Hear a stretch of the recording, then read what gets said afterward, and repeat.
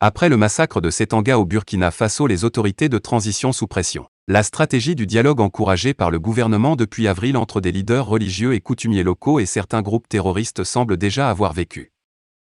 79 morts dans le village perdu des Trois Frontières, mardi dernier. 5 mois après son arrivée au pouvoir par un coup d'État au Burkina Faso en promettant de faire de la sécurité une priorité, les autorités de transition dominées par les militaires sont sous pression après l'attaque terroriste de Setanga qui a fait 86 morts. Ce massacre, le deuxième le plus meurtrier de l'histoire du pays, vient s'ajouter à un regain des violences terroristes ces dernières semaines. À Setanga, ville située à quelques kilomètres de la frontière nigérienne, les témoignages des rescapés ont raconté leur solitude face aux terroristes, après le départ des forces de sécurité la veille. Une situation inadmissible pour Alassane Balassa Kandé, président du Mouvement du Peuple pour le Progrès, MPP, le parti de l'ancien président Roch Marc Christian Kaboré renversé lors du putsch du 24 janvier dirigé par le lieutenant-colonel Paul-Henri Sandaogo Damiba. Comment est-ce encore possible que, dans un périmètre aussi stratégique, des terroristes puissent commettre allègrement une telle barbarie pendant plusieurs heures sans être inquiétés, s'interroge-t-il. Les circonstances qui ont obligé les forces combattantes du Burkina à quitter complètement Setanga, une localité assaillie par des terroristes, une zone frontalière et stratégique de surcroît, méritent d'être élucidées, renchérit Moussa Zerbo, porte-parole de l'Union pour le Progrès et le Changement, UPC, un autre parti d'opposition. Fin janvier, la junte militaire avait renversé Kaboré, devenu impopulaire dans l'opinion pour son inefficacité face aux attaques terroristes meurtrières. Le diagnostic fait par les nouveaux tenants du pouvoir qui leur a servi de prétexte au coup d'État était-il exact et justifié, fin de se demander Alassane Balassa Kandé. Depuis 2015, à l'instar de ses voisins nigériens et maliens, le Burkina Faso est visé par des groupes affiliés à Al-Qaïda ou à l'organisation État islamique, EI.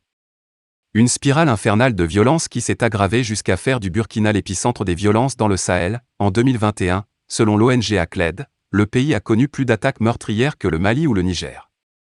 Après une brève accalmie consécutive au coup d'État, les attaques sont reparties de plus belle ces derniers mois. On ne voit pas la stratégie mise en place par la junte car on ne voit pas de résultat même si on nous annonce une montée en puissance de l'armée. Mais cela fait 7 ans qu'on subit les affres terroristes et à ce jour il y a toujours des problèmes de logistique, de communication et de cohésion, déplore l'analyste politique Drissa Traoré. Les militaires sont arrivés au pouvoir en suscitant un grand enthousiasme au sein de la population. Quoi de plus normal pour les forces obscurantistes que d'essayer de casser cette dynamique, abonde le juriste et analyste politique pazien, évoquant une crise de confiance entre les populations et les autorités. La junte peut-elle inverser la tendance ? Mercredi, le président de la transition Damiba a rendu visite aux rescapés de Setanga ainsi qu'aux forces de l'ordre dans la grande ville voisine de Dori. Pour faire passer un message clair. C'est maintenant plus que jamais que nous devons être mobilisés et soudés face à la menace, a-t-il lancé, demandant plus de symbiose entre les différents corps. Il n'est plus concevable de faire les choses comme on faisait avant.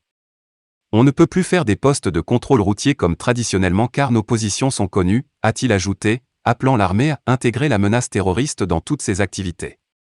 La stratégie du dialogue encouragée par le gouvernement depuis avril entre des leaders religieux et coutumiers locaux et certains groupes terroristes semble déjà avoir vécu selon plusieurs observateurs. Le dialogue était une main tendue, elle n'a pas été acceptée.